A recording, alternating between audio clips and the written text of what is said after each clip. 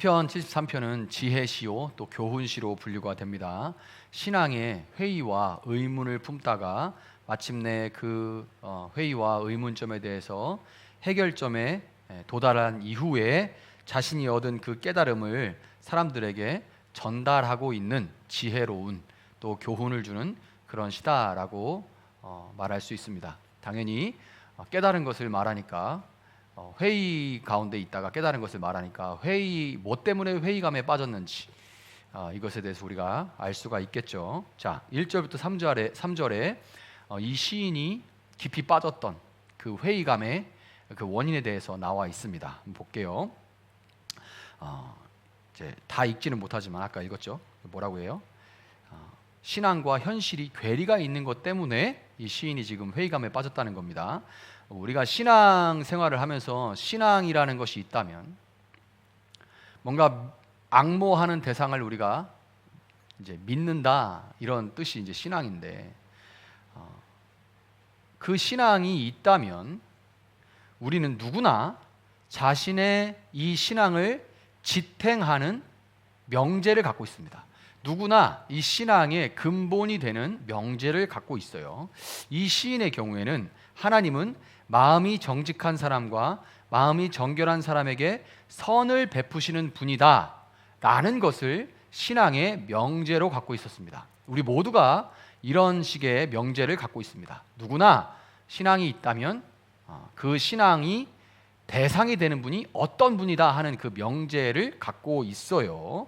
자, 여기서 마음이 정직한 사람, 마음이 정결한 사람, 이 마음이 정결하다 한 사람이라는 말은 하나님 앞에서 그 마음의 동기와 태도가 올바르고 충실한 사람을 가리키는 겁니다. 하나님 앞에서 그 마음에 감추어진 동기와 태도가 올바르고 충실한 사람, 이 사람을 마음이 정결한 자라고 불러요. 시인은 자신이 하나님 앞에서 마음을 깨끗하게 하고 살면 하나님의 선하심을 맛볼 것이라는 신념을 갖고 있었어요. 이 바탕 위에 그의 신앙이 서 있는 겁니다. 하나님은 내가 신실하게, 정직하게, 깨끗하게 마음을 깨끗하게 하고 살면 하나님이 선하게 나를 대해 주실 것이다. 하나님의 선하심을 맛볼 것이다 라는 이 신념을 갖고 있어요. 그런데 하나님은 선하신데 시인은 거의 미끄러져 넘어질 뻔했습니다. 거의 미끄러져 넘어질 뻔했어요. 왜 그럴까요? 현실에서는 하나님이 선하시지 않은 것처럼 느껴지기 때문이죠. 자, 이 명제를 우리가 다 갖고 있는데 이 시인과 같은 이런 회의감에 빠질 때가 우리도 참 많죠. 현실은 선하지 않은 것처럼 너무나도 느껴지기 때문에 거의 미끄러져 넘어질 뻔했습니다. 시인은. 자, 왜 이렇게 회의감이 들고 거의 넘어질 뻔했느냐? 4절부터 12절에 조목조목 나와 있죠. 악인들이 형통한, 현실에서는 악인들이 너무 형통하다는 거예요. 너무 잘 돼, 악인들이. 악하고 오만한 자들의 그 형통함, 그들은 고통과 고난과 재앙이 없고 있다고 해도 가진 재산으로 그 어려움들을 비교적 수월하게 지나갑니다. 비교적 수월하게 지나가요. 예를 들어서 코로나19 때에 코로나19 둥이들 있잖아요. 초등학교 입학한 애들, 뭐 유치원 들어간 애들, 또 중학교 들어간 애들 그때 진학을 하는데 코로나가 턱 터져버려가지고 학교 못 나간 그런 친구들이 있습니다. 저희 아이들도 그런 아이들이고요. 그래서 애들 졸업식도 못하고 입학식도 못하고 막 이랬습니다. 그때 애들은 마스크를 써서 언어가 잘 발달을, 사람 입모양을 보고 표정을 보면서 언어를 익혀나가야 되는데 마스크를 이만큼 가리고 있어서 그 말을 배우는데 굉장히 더뎠고요.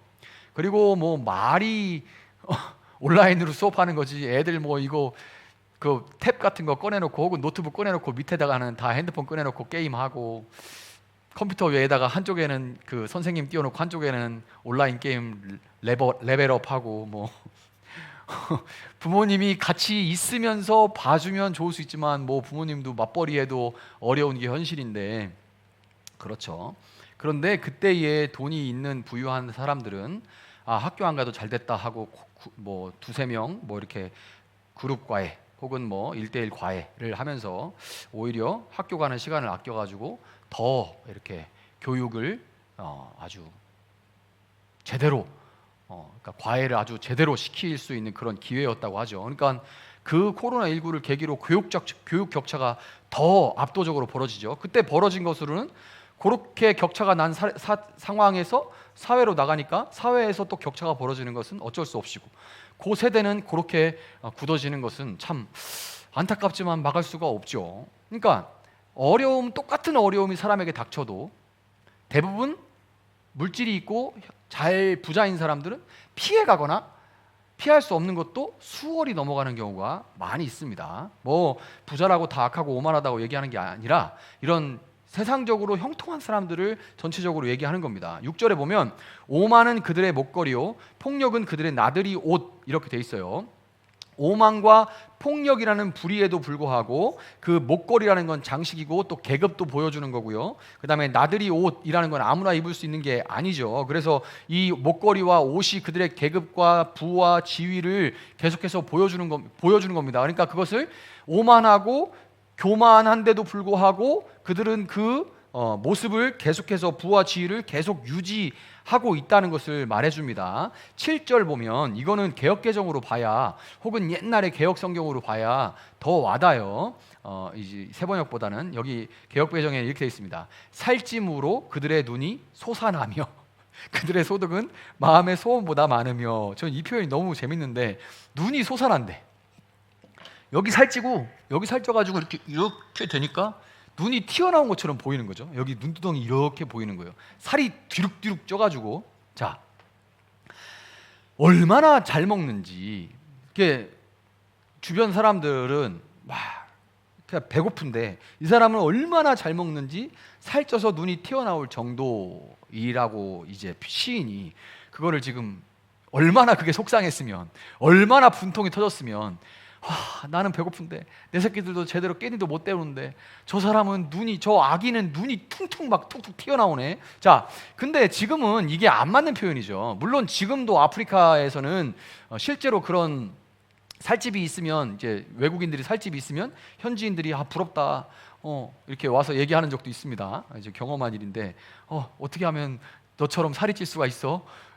이게 그냥 놀리는 게 아니고 진짜로 자기는 자꾸 아프고 이제 병원 치료를 못 받으니까 아프고 잘 먹지도 못하고 그러니까 아주 빼빼 마른데, 이제 외국인들 살찌니까 너무 부럽다, 나도 살찌고 싶다, 이런 얘기를 지금도 해요. 그런데 지금은 살쪄서 눈이 튀어나오는 게 아니라 돈이 많고 형통한 사람들은 관리를 너무너무 잘 받아서 60대에도 30대로 보이고 70대에도 40대로 보이고 너무 관리를 잘 받아가지고 아주 물광으로 막 피부는 빛나고 세상에 조금 주름 살짝 진 거 말고는 이제 또 다 땡겨가지고 표시도 안 나고 목만 살짝, 요새는 목도 감춘대요. 그래가지고 이렇게 그냥 60대인데도 30대로 보이는 거예요. 햇빛도 안 보지, 늘 잘 관리받지, 이러니까 몸매도 그냥 바빠가지고 그냥 막 때우고 일하면, 요즘은 그래서 살이 이렇게 찌는 경우도 많습니다. 정말 여유 시간이 있어서 PT 받으면서 운동하면서 막 몸 만들면, 여유가 있으면 오히려 살이 안 찌고 관리 잘하는 사람들도 많죠. 다 그거 살 빠지는 음식들, 먹어도 잘 안 찐다는 그런 음식들은 다 비싸요. 그냥 막 한 끼 바쁘게 때우는 그런 음식들, 대부분 국하고 밥하고 말아져 있는 거, 살찌는 음식들, 이런 거 바빠서 그렇게 먹는 것들이 살이 찌죠. 그리고 소득이 늘 쓸 것보다 많대요. 소득이 늘 쓸 것보다 많다는 겁니다. 이거 지금 그때만이 아니라 지금도 마찬가지예요. 코로나19 겹치면서 그때의 자산 있는 사람들은 모든 것들이 다 바닥을 칠 때 잔뜩 사놔가지고 그 경기가 회복되고 코로나19 끝나고 회복되니까 막 2배, 3배, 막 10배 이렇게 자산이 그냥 자산을 불리는 그런 형국이죠. 소득이 늘 쓸 것보다 많아요. 써도 그 자산들이 계속 불어나는 일들이 일어납니다. 자, 9절에 보면 입으로는 하늘을 비방하고 혀로는 땅을 휩쓸고 다닌다. 그러니까 세상에 두려울 것이 없죠. 돈이 이렇게 많고 모든 일이 그냥 탁탁탁 다 잘 되면 세상에 두려울 것이, 하늘 아래 두려울 것이 없고, 그리고 땅을 휩쓸고, 혀로는 땅을 휩쓸고 다닌다. 안 끼는 데가 없는 거예요. 그러니까 나는 지금 잘 나가니까 내가 잘 아는 거든 잘 모르는 거든 껴서 늘 중심이 되려고 하는 그런 모습을 보인다는 겁니다. 모든 일에 끼어들어서 자기가 옳다라고 주장을 한다고 합니다. 좀 더 멀리 이렇게 나간다면, 이제 돈 가지고 잘 나가니까 이제 명예를 찾을 수 있는 일들에 껴가지고 다 여기저기 얼굴도 내밀고 이름도 드러내고 하고 있다는 얘기입니다. 아마 이 시인이 지금 몇몇 사람들을 전 참 악인인데 저렇게 지금 요즘 말로 하면 TV도 나오고 자식들도 잘 되고 돈도 많아서 써도 계속 나오고 어디다가 건물 사는 게 쭉쭉 올라가고 땅 사는 거 올라가고 막 하여튼 뭐 다 잘 되는구나 이런 걸 보면서 아마 그렇게 얘기를 하는 것 같아요. 자, 4절 보면 결정적입니다. 이게 저 읽으면서 마음이 아팠는데 4절이 결정적이에요. 그들은 죽을 때에도 고통이 없으며 몸은 멀쩡하고 윤기까지 흐른대. 죽을 때 윤기가 흐른답니다. 자, 우리가 이런 사람을 보면 뭐라고 합니까? 야, 냅둬. 반드시 저렇게 살다가 천벌 받을 거야. 제명대로 못 죽지. 천벌 받을 거야. 이렇게 하면서 혀를 차는 게 일반적인 힘없는 바르게 살고 의롭게 살아보려고 몸부림하면서 그런 불의한 모습, 그런 가운데도 잘 되는 모습을 보면서 야, 잘 죽나 보자. 잘 죽나 보자. 제명에 죽나 보자. 천벌 받지. 요렇게 하는 것밖에 우리가 마지막으로 할 수 있는 게 대부분 그런 거예요. 마지막으로 할 수 있는 말이. 그런데 죽을 때도 고통이 없답니다. 잘 죽는다는 거예요. 지금 요즘 말로 하면 이런 거예요. 우리 부모님은 내가 돈이 없어서 자식새끼 돈이 없어가지고 우리 부모님은 정말 뭐 다닥다닥 붙어있는 그런 요양원에 모셔가지고 마음이 늘 쓰이고, 그런데 악인들은 바닷가 앞에 막 그냥 별장같이 지어진 특급 요양원에 이렇게 뭐 그냥 막 활동하면서 막 즐기면서 누리면서 이렇게 편안하게 관리 받아가면서 그렇게 임종을 하는 모습을 보면서 이게 내 부모, 내 자식 걸리면 이게 또 내가 힘든 건 그렇게 되겠는데, 이제 자녀가 나이 먹어가면서 부모님이 이제 힘 빠지고 아프신데 여기저기 편찮으시고 한데 어디 모실 데도 없고 내가 모실 수도 없고 돈 벌어야 되니까 그래서 어디 모셔야 되는데 이게 진짜 이게 딱 그거 찾아다니면 그때 현실이 보이잖아요. 너무너무 비싸고 힘들거든요, 그 관리한다는 게. 그러니까 근데 그때 나는 평생에 우리 부모님도 예수 믿고 정말 그렇게 사셨고 나도 그 부모님 영향받아서 정말 신실하게 살려고 했는데 막상 현실에서는 이럴 때 얼마나 상대적인 박탈감을 느낍니까? 이러니까 상대적인 박탈감이 이렇게 찾아오니까 10절 11절에 보면 하나님의 백성마저도 그들에게 홀려서 물을 들이키듯이 그들이 하는 말을 그대로 받아들여서 덩달아 말한다. 뭐라고 말합니까? 하나님인들 어떻게 알 수 있으랴? 가장 높으신 분이라고 무엇이든 다 알 수가 있으랴 하고 말한다. 하나님이라고 돈 버는 거 다 가르쳐 주는 거 아니요. 이렇게 해야 돼. 야, 적당히 굽힐 수도 있어야지. 야, 정직이 밥 먹여주냐? 야, 뭐 이런 얘기들. 하나님이라고 다 알 수 있는 거 아니야. 가장 높으신 분이라고 그런 거 다 알려주는 거 아니잖아. 이렇게. 권선징악이 실현되지가 않으니까, 그건 어릴 적에 만화 영화에서 나오는 거고, 권선징악이 실현이 되지 않으니까 믿는 자들도 점차 다 현실과 타협을 합니다. 하나님을 믿는다고 하면서도 세상과 전혀 구별됨이 없어요. 그런데 이게 지금의 현실이 아닌가 하고 생각이 듭니다. 왜냐하면 물론 50년대, 60년대, 70년대 우리의 신앙의 선배들 고생하는 거 맞아요. 그런데 그때는 예수 믿고 예수님 믿으면서 이제 예수 믿으면 운명이라는 게 없는 거 아닙니까? 하나님 안에 무슨 운명이 있어요? 그러니까 하나님 믿습니다 하면서 막 열심히 생활을 하면 기회들이 열려 있었습니다. 그래가지고 뭐 거부는 아니어도 그래도 다 먹고 사는데 지장은 없을 정도로 물가도 그렇고 모든 것들에서 그래도 어느 정도는 이뤄놓을 수 있는 그런 세대였기 때문에 하나님이 이렇게 열심히 하면서 하나님 믿었더니 도와주셨다라는 간증을 많이 할 수가 있었습니다. 그런데 지금은 전혀 그렇지 않아요. 전혀 그렇지 않아요. 그냥 날 때부터 신분이 정해진 건 아니지만 재정적인 경제적인 신분이 이미 결정이 돼 있고 이제는 그거를 깰 수가 없고 그 계급에 따라서 기회의 문도 그냥 다 한정되어 열려 있습니다. 다 한정이 돼 있어요. 그러니까 지금의 현실에서는 뭐 여기서 뭐 용쓰고 살아서 뭐 하냐? 그냥 적당히 타협해서 그냥 나 하나 즐겁게 사는 게 그나마 나은 거지. 그러니까 그 세상의 정신과 전혀 다르지 않은, 세상과 전혀 구별이 없는, 그래서 어떤 그런 바늘구멍 같은 어떤 기회라도, 일확천금을 노릴 수 있는 기회라도 오면 거기다가 막 뭐 무슨 투자니 뭐니 뭐 난리가 해서 그렇게 똑같이 가는 것이 지금의 현실이죠. 지금의 현실입니다. 자, 이게 지금의 현실. 이런 현실 가운데 그런 모습을 보면서 야, 이 시인은 지금 탄식이 나는 겁니다. 나 지금 이렇게 버티고 있는데 겨우겨우 버티는데 내 눈앞엔 저렇게 천불나는 일들이 보이고, 지금 교회 생활 같이 하던 신앙의 그런 동지들 혹은 후배들, 뭐 친구들 다 그냥 다 세상 좋다고 따라가.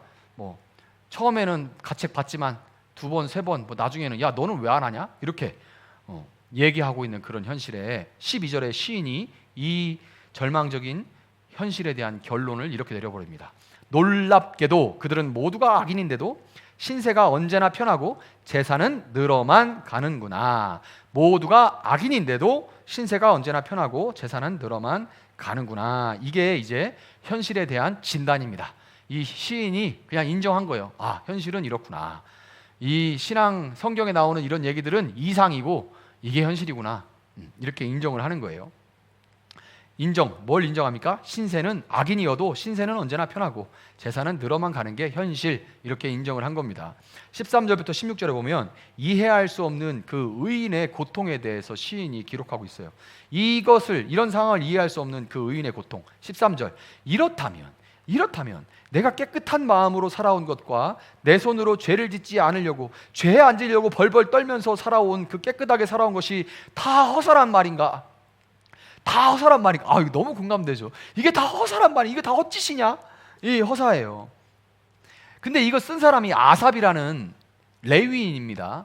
이 아삽은 찬양대 대장이에요. 그러니까 지금으로 얘기하면 교회 성가대 대장입니다. 성가대 대장이 내가 그래도 찬양을 인도하는 성가대장인데 그리고 내가 찬양을 써서 지금처럼 다 나와 있는 것만 부르는 게 아니라 그 당시에는 이제 찬양곡을 써서 묵상하고 읊조리는 가운데 찬양 가사를 써서 같이 한번 불러봅시다 했을 거 아니에요. 내가 찬양 가사를 쓰는 사람인데 내가 타협하면 안 되지 하는데 이 레위인이니까 성가대장이기도 하고 또 동시에 목회자일 수도 있어요. 그런데 레위인이니까 정직하려고 몸부림을 치고 말씀을 그대로, 목회자라고 보면 말씀을 그대로 전하려고 몸부림을 해도, 말씀을 그대로 전하려고 그냥 공부하고 묵상하고 기도하고 그렇게 몸부림을 하고 정직하려고 몸부림을 해도, 세습하고 불법을 해도 크기와 방법론, 그럴듯한 성공과 위로를 버무린 메시지가 넘치는 교회에 사람들이 더 몰립니다. 제가 목회를 하면서 조금 느끼는 게 뭐냐면, 많이 한 건 아니지만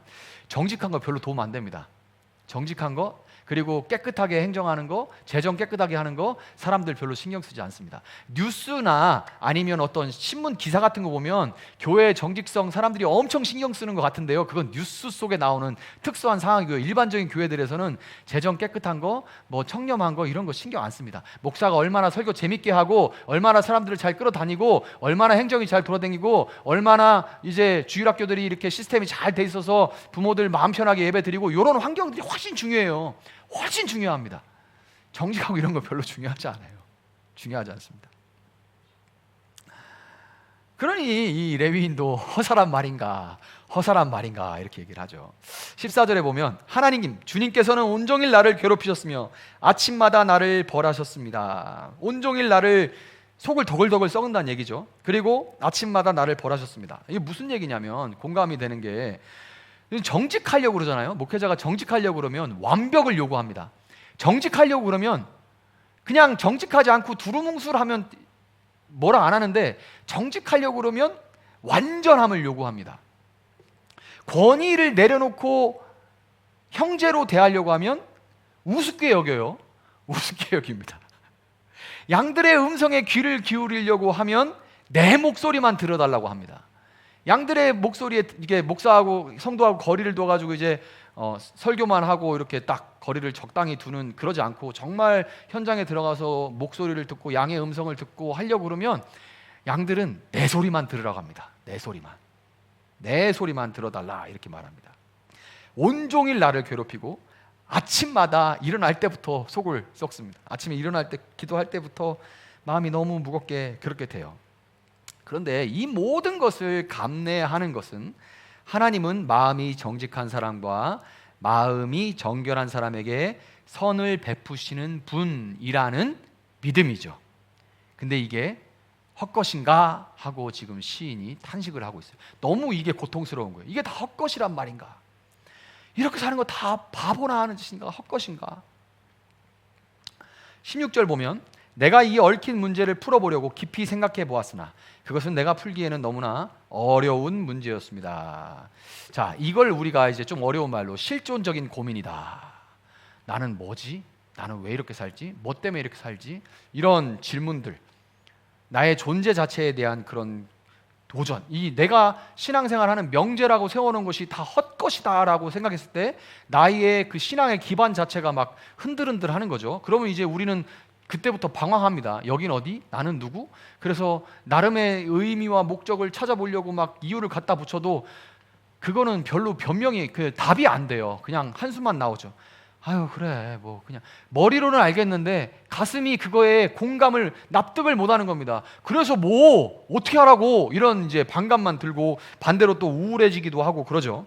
이런 실존적인 고뇌와 그로 인한 고통이 한 번도 없었다면 이것은 하나님에 대한 기대가 없거나 하나님에 대한 기대가 조금이라도 하나님은 이런 분이다라는 기대가 있다면 이런 실존적인 고뇌와 그로 인한 이 몸부림의 고통, 가슴 답답하고 숨이 잘 안 쉬어지고 밤에 잠도 안 오는 이게 뭐지? 이런 고통이 없다는 것은 하나님에 대한 기대가 하나도 없거나 아니면 미안하지만 내가 악인이란 얘기입니다.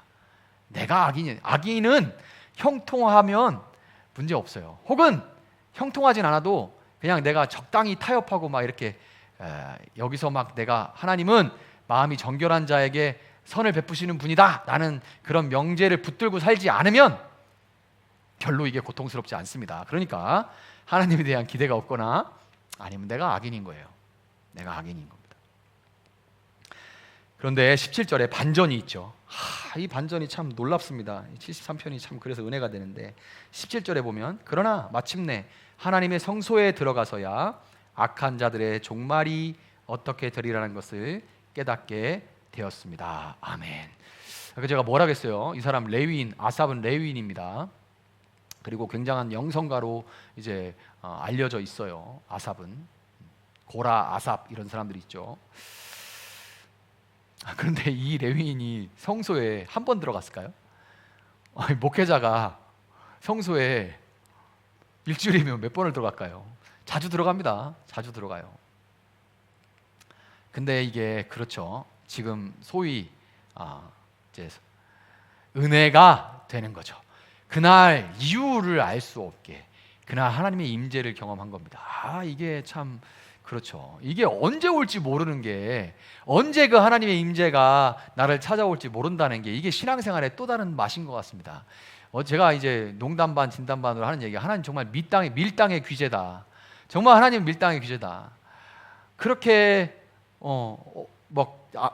임재를 못 느끼고 뭐 이렇게 퍽퍽하고 밍숭맹숭하다 하는 날들이 있는데 정말 이제 기대하지 못한 어떤 날 힘이 푹 빠져가지고 예배당에 앉아 있는데 갑자기 어떻게 거절할 수 없는 거부할 수 없는 하나님의 임재가 막 폭포수처럼 밀려오면 눈물 콧물 다 쏟고 막 그냥 그거 하나로 족하는 그런 날이 있잖아요. 뭐 다른 어떤 다른 게 필요한 게 아닙니다. 뭐 설명이 필요하지도 않아요. 그냥 그 하나님의 임재가 경험이 되면. 근데 이 아삽 레위인이죠. 성소에 자주 들어가요. 근데 마침내 그때가 왔다는 거예요. 하나님의 성소에 들어가는데 그날이었던 겁니다. 하나님의 임재가 느껴지는 그런 날이었다는 겁니다.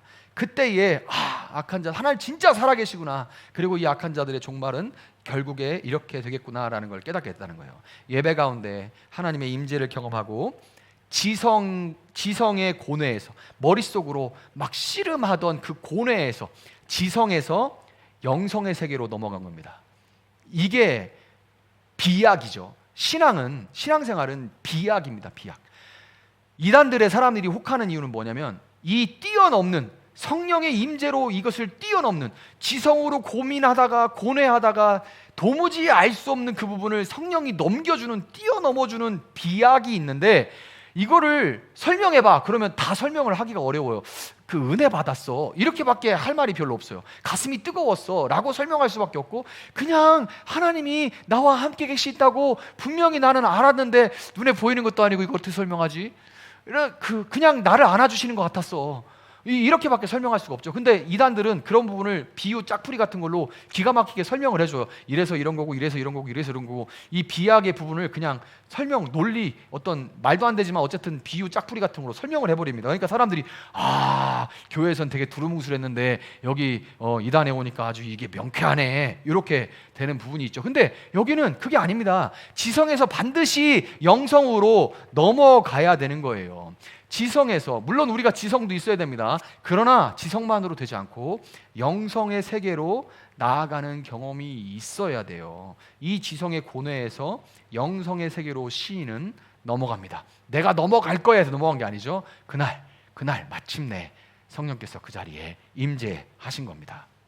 결국 하나님의 임재 가운데 하나님이 주시는 지상적인, 땅에서 주시는 이런 복이 아니라 하나님 자체가 선이시고, 내가 보는 잘되고 뭐하고 이런 게 선이 아니라 하나님 자체가 선이시고 복이라는 것이 그대로 받아들여져야 돼요. 하나님이 선이시고 하나님이 복이시라는 것이 나한테 그대로 받아들여져야 돼요. 예수님이 이 시인의 이 지성에서 영성으로 넘어가는 이 가운데 하는 이 고백을 예수님이 신약성경 마태복음 5장에서 팔복으로 설명을 하시죠. 예수님이 마음이 가난한 자는 복이 있나니 천국이 하나님 나라가 그들의 것이다. 마음이 가난한 자, 복이 있도다 가난한 자여 천국이 그들의 것이다. 복이 있도다 지금 눈물 흘리는 자여, 왜냐하면 그들이 위로를 받을 것이다. 이런 얘기들, 여기에 하나님이 없으면 애통하는 자, 가난한 자 아무 의미가 없습니다. 그런데 하나님을 거기다 딱 넣으면 애통하고 가난하고 핍박받고 하는 것이 의미가 있죠. 시인이 이렇게 고백합니다. 25절에 내가 주님과 함께하니 하늘로 가더라도 내게 주님밖에 누가 더 있겠습니까? 땅에서라도 내가 무엇을 더 바라겠습니까? 주님이 나와 함께 있는데, 내 아버지 복이시고 그냥 복 자체이시고 나의 존재의 모든 것에 의미가 되시고 내 걸음걸음 모든 것에 의미가 되시는, 인간이 뭘 하든 죽음 앞에 모든 것들은 헛되고 의미 없습니다. 헛되니 모든 것이 다 헛됩니다. 그러나 죽음이 막을 수 없는, 죽음을 극복하신 그분이 나와 함께 하시고 내 삶을 의미 있다 하시기 때문에 내 삶이 의미가 있는 거죠. 그래서 2절에서 시인은 거의 미끄러질 뻔했지만 결국 미끄러지지 않고 깨닫게 되죠. 이게 신앙의 묘미입니다. 정말 하나님의 사람들은 자주 미끄러질 뻔하는 일이 있습니다. 미끄러질 뻔한 일들이 있어요. 목사도 마찬가지고 미끄러질 뻔합니다. 그러나 정말 미끄러질 뻔하다가도 미끄러지지 않고 깨닫게 됩니다. 미끄러져서 이제는 이제 어떻게 할 수 없다라는 그때에 하나님께서 그때 임재해 주시죠. 밀당의 귀재세요. 그래가지고 그때 임재하셔서 그냥 하나님이면 다 돼요, 하나님만 아시면 돼요 라고 고백하게 만드십니다. 그런데 18절을 보면 주님께서 그들을 미끄러운 곳에 세우시며 거기에서 넘어져서 멸망에 이르게 하십니다. 이렇게 얘기하죠. 그러니까 2절과 같이 시인은 거의 미끄러질 뻔하지만 결국에는 미끄러지지 않는데, 악인들은 주님께서 그들을 미끄러운 곳에 세우시며 거기서 넘어져요. 그냥 미끄러지다가 갔지만 일어나는 게 아니라 미끄러져서 그냥 넘어져 버립니다. 결국 멸망에 이르게 하시고 마는 거예요. 하나님은 악인들의 형통을 허용은 하시지만 영원히 허락하지는 않으신다는 것을 여러분 믿으시기를 바랍니다. 그러니까 우리가 세상에 악인들이 형통하는 것을 볼 때 딱 느끼는 마음은 이거예요. 은혜가 있을 때, 은혜 떨어지면 또 속상합니다. 그러나 은혜가 우리에게 있을 때 우리가 깨닫는 것은 뭐냐면 이거예요. 돼지가 살찌는 것을 부러워할 필요가 없다는 겁니다. 돼지가 살찌는 것은 목적이 있죠. 악인도 악한 날에 쓰임받기 위해서 있느니라 라고 얘기하는 것처럼 돼지가 살찌는 것은 잔칫날을 위함입니다.